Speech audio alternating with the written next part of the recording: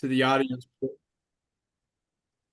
Members of the public may speak during the call to the audience portion of the agenda. The Employee Benefits Trust Chair shall be responsible for recognizing speakers and for maintaining proper order by setting such limitations as may be appropriate. Any person desiring to speak should submit their written comments via email at benefits@TUSD1.org. At this time during the meeting, members of the audience may address the Employee Benefits Trust Committee in regard to items of concern. Individuals are encouraged to be brief with a maximum time limit of 3 minutes. The Employee Trust Benefit Committee shall observe rules of propriety, decorum, and good conduct and refrain from impertinent or slanderous remarks. At the conclusion of the call to the audience, the Employee Benefits Chair will ask if individual committee members wish to respond to the criticism made by those who have addressed the committee, wish to ask staff to review the matter, or wish to ask that a matter be put on a future agenda. No more than 2 committee members may address each criticism. So this is what was presented to us. Hello, my name is Veronica Nelson, and I am a middle school counselor in TUSD. I am writing to share my concerns about the cost of employee insurance. To provide for my family's health and well-being, I pay $746.37 per month in premiums for medical, vision, and dental. This adds up to over $14,900 per year. One of my children was diagnosed with ulcerative colitis when they were young, so it is critical that I provide the best medical coverage possible. After the deductions, I only see $588 per paycheck. It's literally impossible to support a family on $1,200 per month unless I am subsidized by family or the government. With a professional career and a master's degree, which is required for school counselors, I should be able to provide quality insurance and make enough to support a family. If I had a terrible accident and had to go to out-of-network hospital, I would have a $10,000 deductible with a yearly maximum out-of-pocket of $18,000. There is no way I can afford these costs. I should not have to worry about going bankrupt because someone in my family gets sick or has an accident. Please look for solutions such as combining insurance with other school districts in the state or joining state employee pools. There are many government workers in Arizona who have reasonably priced medical costs. As things are right now, working as an educator in the Tucson Unified School District is not a viable career. We will never fully staff our schools nor keep quality educators unless these issues are addressed. All of that impacts student learning, safety, achievement, and overall well-being. Thank you. Sincerely, Veronica Nelson. Mark, really quick, sorry, since we had to mute some of the background noise, we hit record a little bit later than we planned on. I have to do the roll call really quick so that we can have it on the recording one more time, and then you can proceed, okay? Okay. Sorry about that, everyone. Mark Mansfeld? Here. John Fernandez? Here. Renee Hoiser? Here. Lauren Chet? Here. Thank you. Please proceed. Okay, so do any of the other trustees want to comment on this letter? And I'll just comment. I think it sounds, I believe this is the same person who attended our board meeting, the recent governing board meeting for TUSD. So I just want to recognize the comments made, and that of course it will be under consideration by the governing board and the district. So I just wanted to say that and acknowledge the testimony. Okay. Renee or Lauren, we can have one of you two speak if you so desire. Okay, so that is the call to the audience. So the next item is the TUSD Employee Benefits Committee Reserve Policy. And I'm not sure, John, did you want to say anything on this, or? I'll just comment. I think it sounds, I believe this is the same person who attended our board meeting, the recent governing board meeting for TUSD. So I just wanted to say that I think, Mark, based on the discussion we had last time, regarding the requirement for the 6 month, minimum, reserve requirement, and the discussion about what the excess, I guess, quote, excess reserves are represented. I know that this trust had, I believe, uh, would benefit from from reviewing the reserve policy. I know that there's been, the discussion was it really isn't a 6 month absolute, but maybe a 6 to 8 month range that we ought to be in. And those parameters, if we go below the minimum or go above the 8 month, it automatically triggers actions by the trust in order to address both situations. So in light of the discussion about the reserve, I just, I thought it would be beneficial for us to put it on the agenda and flag the item, perhaps for future discussion or for future clarification based on the trust, um, either clarifying its policy or further enhancing our reserve policy going forward. I Okay. just want to put it out there because it was central to the discussion that we had in our last meeting. Yeah, John, I had a chance to go read it, and that's the point I wanted to make. It's 6 month is a minimum, and if the trust drops below 6 months, then we're supposed to come up with a plan to get the reserves back up to 6 months or more. And then 8 months is the other end of the spectrum. And if we go over 8 months, then we're required to come up with a plan to bring the reserves back down in that window. And I think that would be a good idea in a future meeting. Get our consultants, Valley and Jameson and Tom, to work with us and take a look at that and see if we need to do anything different. Does anybody else want to chime in on that? No, I completely agree with you. I understand that 6 month is a floor. I do think we want to be clear on what that 6 month means. It's not just claims dollars, it's months of expenses. So that includes all of the payroll expense, the stop loss, all of the expenses incurred. So whatever that monthly number looks like per month above the claims. So. Okay. All right, Monique, will you make a note to put that down as an agenda item? Yes, Okay, thank you. you're welcome. So the next item is the contribution strategy and subsidy projections that Valley School did. And I'm not sure that Ricky's going to present that, Tom, Jameson. Yeah,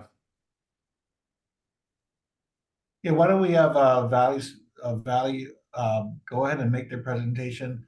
At our Okay. last meeting, this comes at the request of the trust when we wanted more information on two particular issues. One was there was discussion about use of the reserve and what the implications were for our stop loss policy. So we asked Valley to take a look at that, as well as to take a look at giving us some projections for the reserve over the next few years under a couple of different scenarios.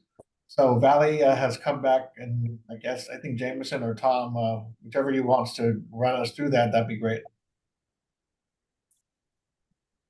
Yeah, this is Tom Elliott. I can do that. And let me show my video, even though I'm on my phone sound. Do I need to share my screen?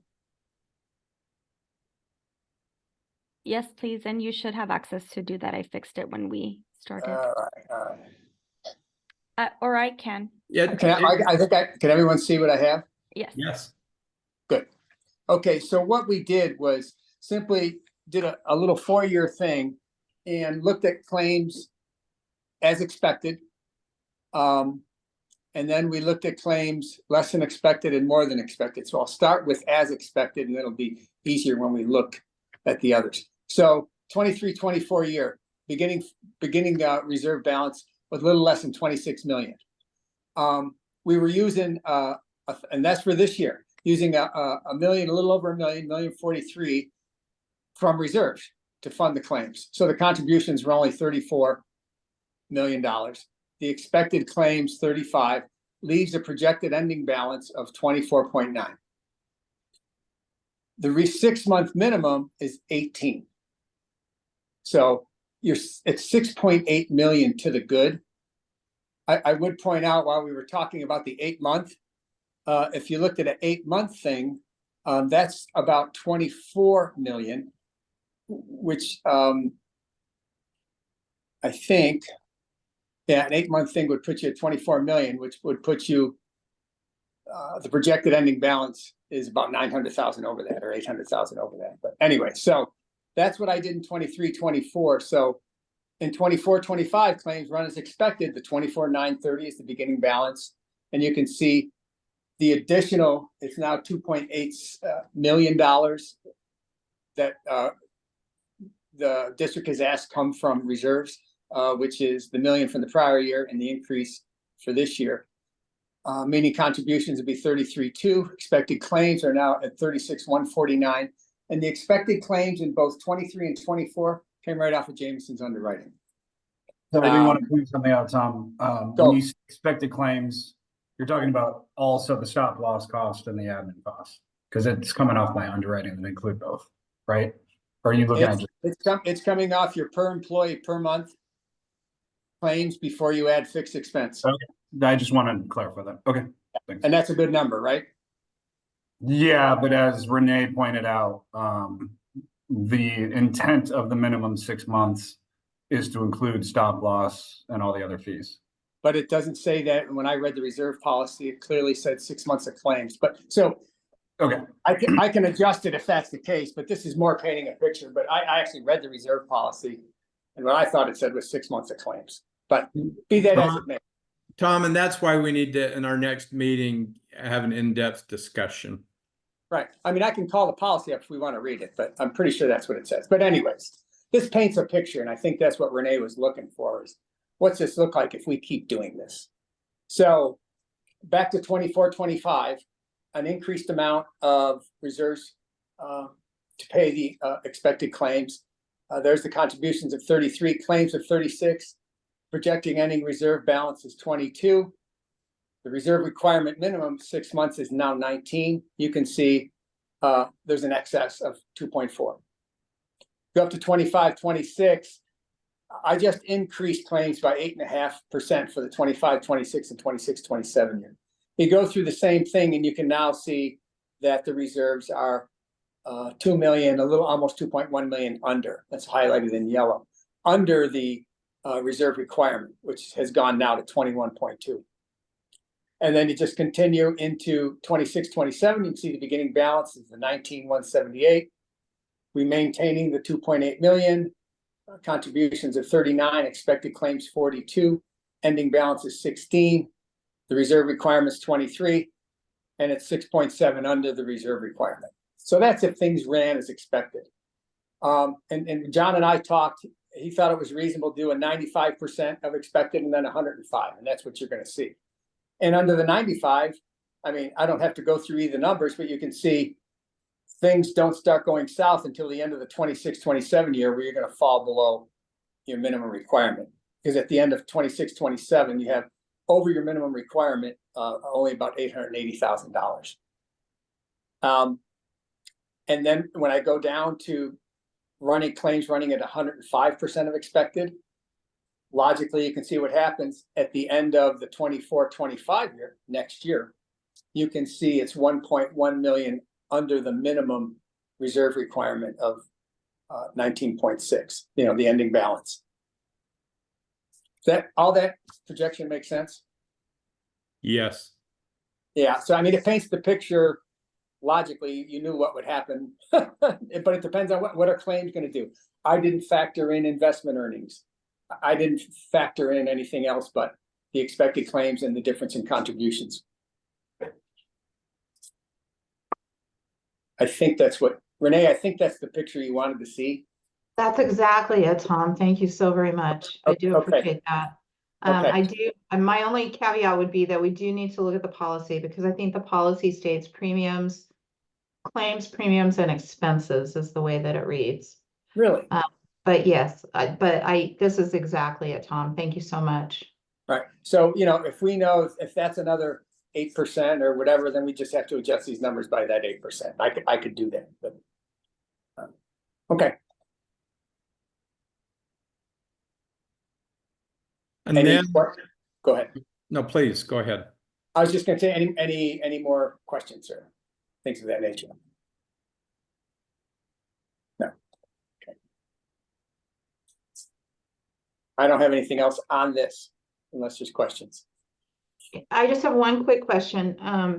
You're carrying the contribution all the way across. So this is with the expectation that that 2.8 million continues every single year. Exactly. Yes. Yes, because the contribution, if there were no reserves contributing to the claims, the contribution would be equal to the expected claims. Right? Because expected is what Jameson projects. Yeah. That makes sense.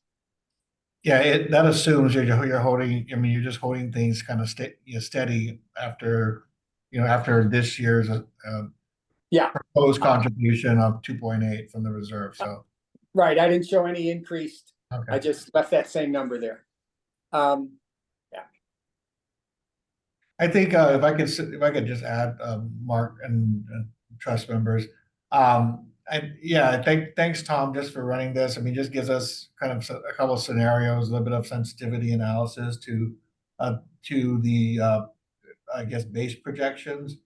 I mean, we do think James and Tom, you guys put a lot of work into trying to give us good, projections to work from. But I do think it was good to see what it looks like, just with the 5%,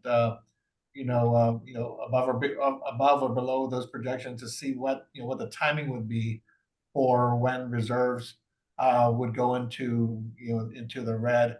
I think that was a concern that the trustees were expressing during our last meeting, looking at the request for 2.8 million out of this year's reserves, knowing that claims are increasing, costs are increasing, and that required reserve amount is going to be increasing as well. So even if it looked possible to do this year, what you see in the scenario, in the projections, are that we're going to have to confront this, the situation sooner or later. I mean, as early as next year, trying to make sure we get to a point where we are able to offer a benefits package, but do so in a way that's affordable, to the trust and allows us to maintain a healthy reserve and so forth. So I think that was kind of the point is, at some point we do have to, if we do kick the can down the road, it's not going to be very far down the road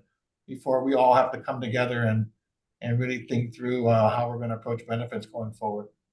And John, if I could make a comment too, and someone indicated that 8 months was the max, and what does one need to do?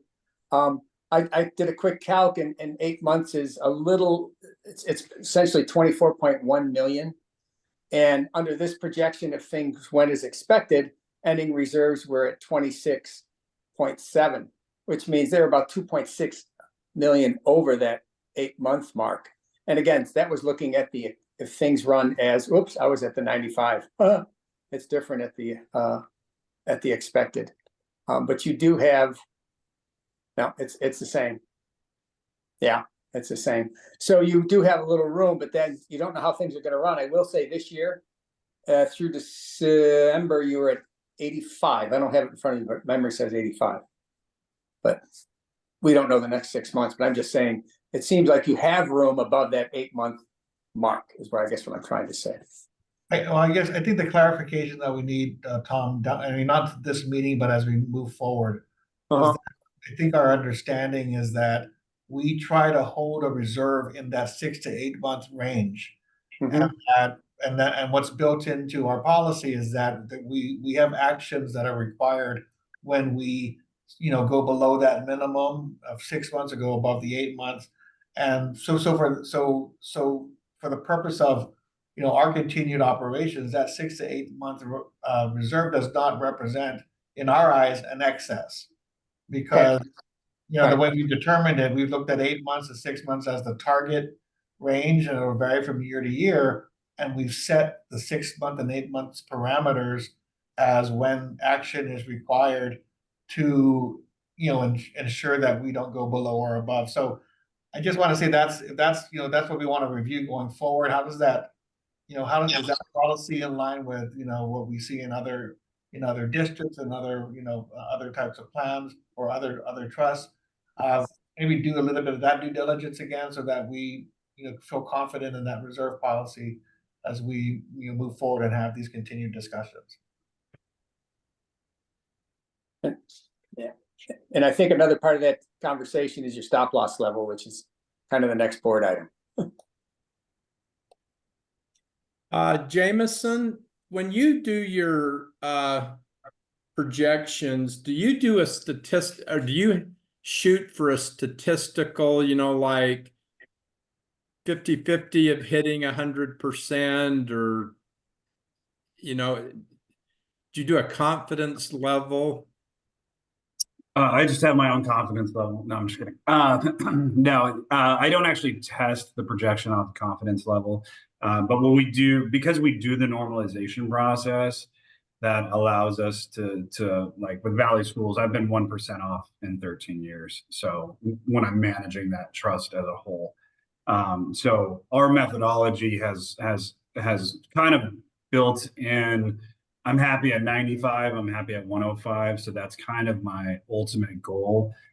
You're having an incredible year this year, so it's an anomaly for your demographics and your size group to only have, 24 claimants above, $50,000 as of November. So because of the large claim utilization just not happening this year, we are having a better year than expected. And I try to statistically adjust for that and not over celebrate that so that we stay on the appropriate trend line. I don't know if that helped answer. I mean, that's what we're doing with the normalization process, is trying to keep us on that statistical confidence level. But it's if I tested it, it'd be 50-50. Okay. Or I'm sorry, it'd be 90-10. My bad. 90% I should be hitting my goals, 10%. Okay. And then I did a little work. I'll kind of share my screen real quick for the stop loss. So if we wanted to try to stay kind of tighter within that 6 to 8 month window, one of the things that this EB Trust has done to really help the fixed cost bucket is to buy that $1 million stop loss. And so I was asked to say, hey, if we were to kind of go into more of a relatively appropriate stop loss level, if we brought our overall reserves down to the 6 month mark, where would that potential stop loss be best placed? So where should we go to market, right? If we're going to replace the $1 million with something that's going to keep our budget a little bit tighter. So I look at my charts here, and so you're seeing my charts. I try to hit two to ensure for two individuals in my chart in that middle right here. I don't know if you can see my little hand moving around, but between 350 and 400 is about where I would say we would need to take our stop loss level for a group of your size and your demographics to kind of continue to keep my projections on point. Because right now at $1 million, you're just going to have a little bit more volatility because you're paying less in fixed costs and you're adding more soft dollar costs to your projections, having that $1 million stop loss. I underwrote this at 400,000. I then reverse engineered my chart to say what was my liability, after 400,000 for your group. And then I added a 35% profit margin on that because that's about what stop loss does. I think with the new market rates that I'm seeing come out, I'm a little bit low on this projection, but it would add roughly $17 if my projection was correct. It add about $17 per employee per month per year. So it'd take us up to like a 6.8% expectation to increase our cost. But again, I would want to see the market first before I said this actually had any value to it, because I'm going off past claims and expectation with that realization of a $400,000 stop loss.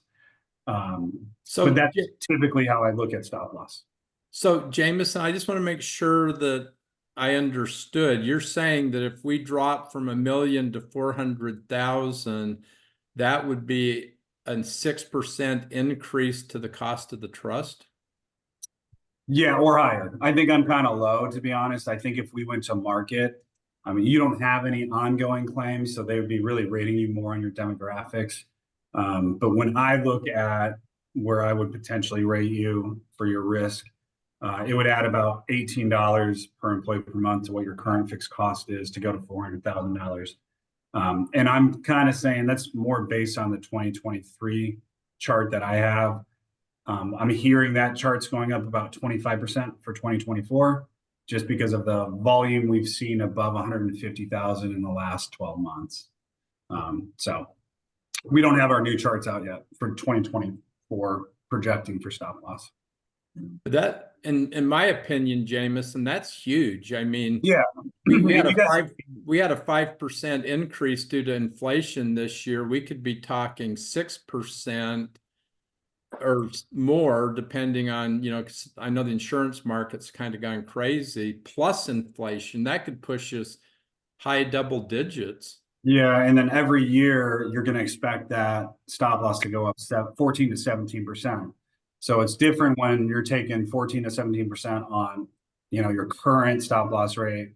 Now we're going to increase that piece of the pie, and that still continues to go up 14 to 7%. So additionally, that's just what we call leverage trend, right? For each plan year. So it's nice to have that excess reserve so we can kind of keep it at 1 million. But if we wanted to tighten that ship up, I would say 350 to 400 we would go to market on. I think all the more reason we need to have a pretty in-depth discussion on our reserve policy. So would we call that a planning session, or is that we just have kind of like an open forum like this when we go through that?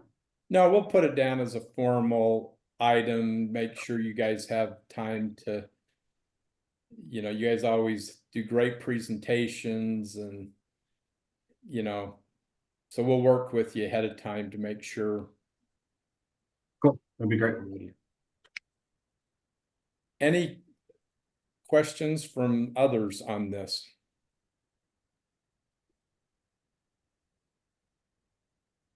Okay, hearing none, the next item is 5.02 is contribution amounts.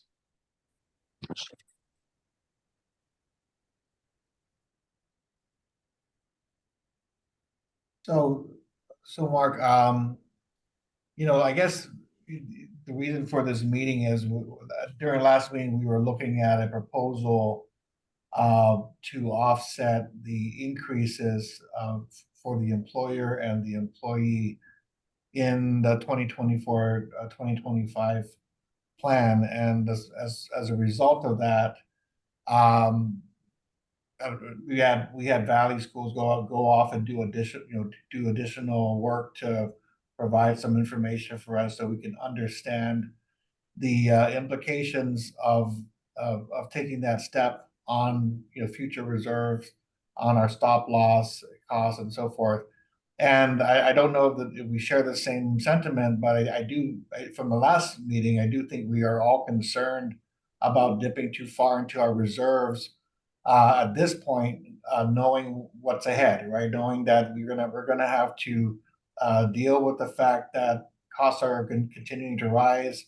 we're going to have to deal with the fact that when we true up, the employer and employees are both going to be in for, for a shock. And again, over the coming year, as we go out for RFP, we're going to have to, address and be creative about how we take on those challenges. At the same time, I do want to note, Ms. Nelson, who's provided a statement as part of the call to the audience today. I do believe that her voice does represent, the voice of other employees within our school system who are, who are in the course of doing their work, are availing themselves of the benefits that TUSD offers. But at the same time, as the costs go up, they're seeing that those costs eating into their biweekly checks and eating into the resources they have to support their families. So again, that's a challenge that we know is out there and we know we have to deal with. We were lucky enough to have ESSER funds and other resources available in the past couple of years to offset the costs to our employees as well as to the district. And this year, we're being asked to consider the same, except, I think, as we get to this year, having that amount coming out, the 2.8 million coming out of the reserves, just seems to put us on a precipice that I don't believe the trust is able to support at this point. So what I'd like to do is I would like to make a motion and we can put the motion on the table for discussion, and see if this is something that we might have the appetite for. So I did reach out to Ricky to ask about the split between what was being requested to offset the employer versus the employee share. And I was informed, Ricky, you can correct me if I'm wrong. I was going to put the number 800,000, out there, which would offset the increases to the employees, and require that the district continue to fund its share. But again, the employees would be held harmless through this planned year. So my motion is. I'd like to make a motion to utilize up to $800,000 from the Employee Benefits Trust Fund to offset the proposed increases in employee benefit contributions for plan year 2024-2025. For the employee. For the employee only, yes. Any questions or clarifying statements before I go to a second? Okay, looking for a second.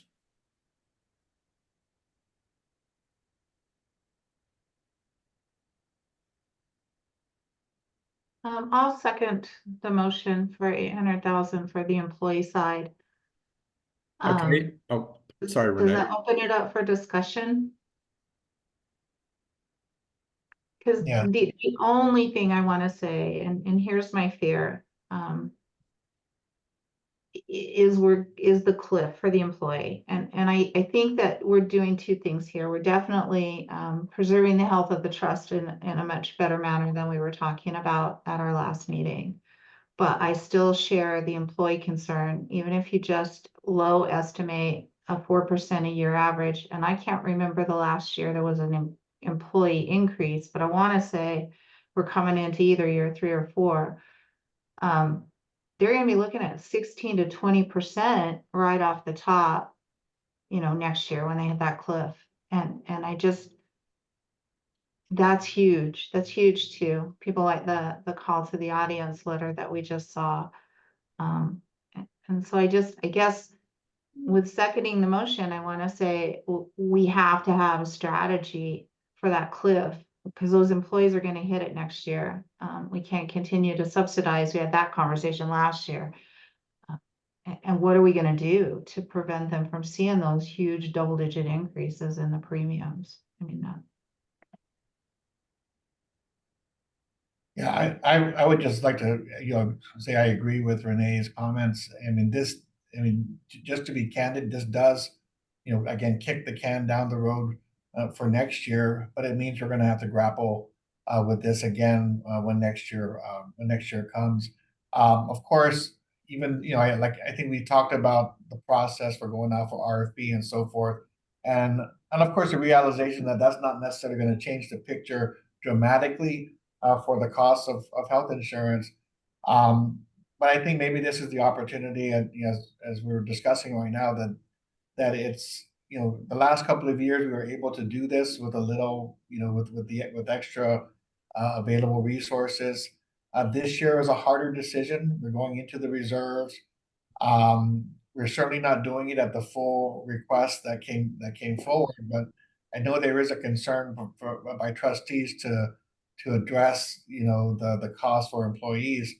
And then between now and next year, we're going to really have to get to work on, like you said, Renee, strategies to address the reality that without any further subsidies, the employees will see a dramatic increase if everything else stays the same. So I echo that. I think that is the reality. I think that's our message to the board and to the public, that even if we're able to approve a subsidy this year, we're just at the very end of our ability to do so. And going forward, with our fiduciary responsibilities for the trust, there are going to have to be some harder decisions, and we're going to have to be aware those impacts are going to fall on the employee. We don't do anything further to try to resolve some of these issues. I just also want to clarify that that is a 1 year only subsidy, right? That's not, because I know in Tom's, we kind of looked at it carrying through, but the one that we're doing this current year is going to end. Well, there's a new amount for 24, 25, and then that one will end, and we'll need to figure out what goes on for the next plan year. Okay, My motion was only for plan year 2024, 2025. okay, we have a motion and a second. All in favor? Aye. Can I clarify something before you all vote? Yes. The actual amount that you need is 1.1 million. Because if you're gonna keep the rates at the current year's rates, you need to cover the amount that is currently subsidized plus the increase that needs to be subsidized. So the current year amount that the trustees are subsidizing for employees is $337,706, so 338. And for next year, the share of the employees' cost is $731,000 essentially. So it's about 1.1 million in order to keep them flat. Otherwise, we need to effectuate last year's increase, and then the $800,000 would just cover whatever the increase would have been this year. So 800 is not taking into account the prior. Correct. Yeah, the $800,000 is simply just the increase for the 24-25 benefit year. So can I offer an amendment to my initial motion, Mark? Yeah, I'm not sure how Robert's rules work on this, but I'm assuming the second no longer stands. You'll modify it and then we'll see what happens. So go ahead, John. And I'd like to amend the motion to reflect that, the information that Ricky presented. So I'd like to make the motion to utilize up to 1.1 million from the Employee Benefits Trust fund to offset the proposed increases in employee benefit contributions for plan year 2024 to 2025. Do we have a second?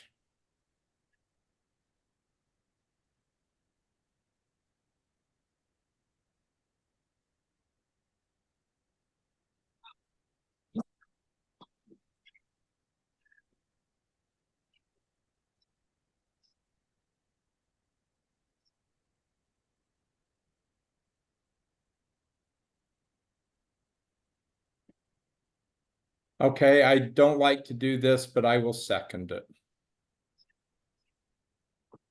So we have a motion and a second. All in favor?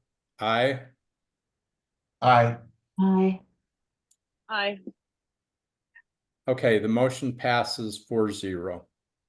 And John, again, this just goes to show dramatically what happens. And, you know, next year, then it would be on the order of probably over 2 million just on the employee piece. Yeah. So there's got to be a lot of hard work done this coming year. Yeah, thanks. So, I mean, thanks for the clarity from the trust regarding the contribution. Of course, I will be making this presentation on behalf of the trust and to outline the benefits plan as well as the level of subsidy that the trust is willing to support. But I will also register not, I won't say the concerns, but register the I guess the caution that's being expressed by the trust as we look ahead to future plan years. So I'll make sure to do that as part of the presentation. And on- John, you know, it's strictly up to you, but you might throw in there that if we have to drop the stop loss because we, you know, knock a Right. hole in the reserves, that in itself could be a 7 or 8% increase or more, just that single item. Yeah, absolutely. Okay, so the last item is our next meeting, and Monique, what is that? When is that? If we do host, or sorry, hold that meeting, it would be Monday, March 4th. Do we need that meeting? That was our question for the committee. And the next meeting is in April. Correct. It would be the first Monday of April, which would fall on April 1st. I would propose that be our next meeting. We've been pretty heavy on meetings. We had one in late January, 2 in February. So I would propose April 1st as our next meeting. Okay. At 5:30. At 5:30. Okay, noted. Okay, with that, I'm looking for a motion and a second to adjourn. I move that we adjourn tonight's meeting. I second. Okay, all in favor? Aye. Aye. Aye. Okay, thanks, everybody. Thank you. Yeah. Thank you.